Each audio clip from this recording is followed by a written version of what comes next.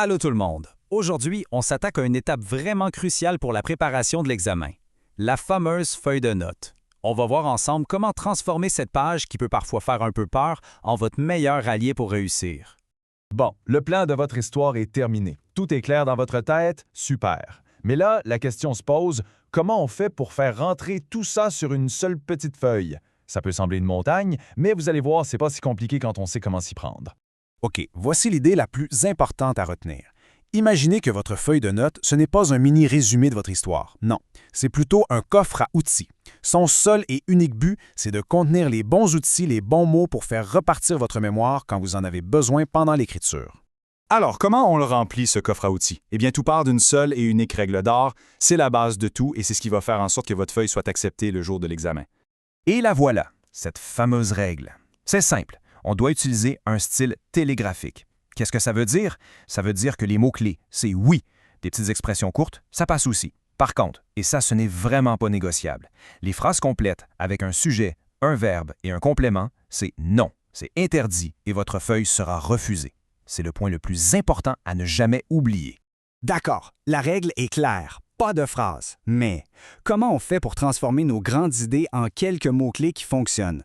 J'ai deux petites techniques, deux trucs faciles à retenir pour devenir des pros de la synthèse.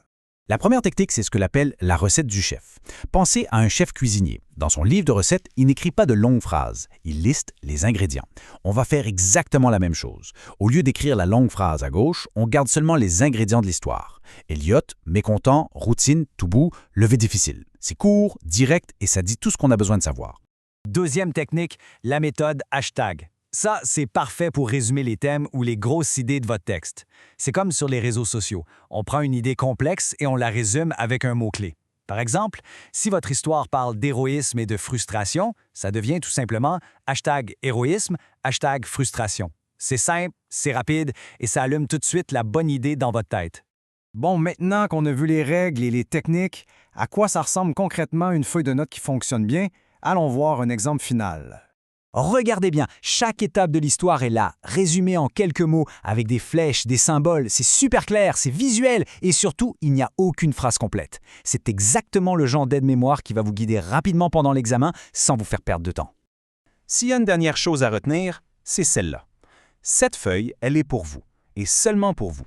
Personne d'autre n'a besoin de la comprendre. L'important, c'est qu'elle soit claire et logique pour la personne qui l'a écrite. C'est votre code secret, votre outil personnalisé. Pour finir, ne voyez plus la feuille de notes comme un problème, mais vraiment comme un outil puissant.